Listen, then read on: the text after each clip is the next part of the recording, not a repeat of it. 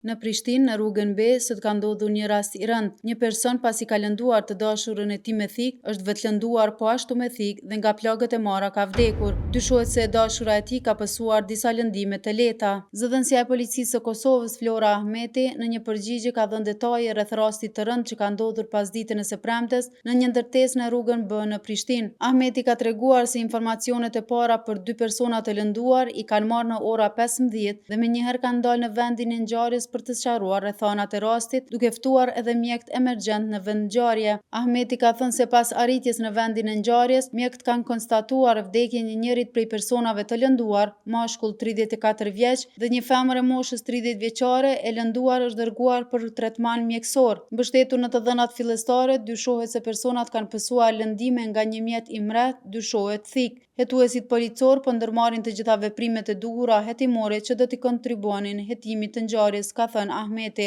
Sipas burimeve brenda hetuesisë, 34 vjeçari kishte lënduar të dashurën e tij me thik, e kishte goditur edhe veten dhe ka ndëruar jetë si pasojë e plagëve të marra.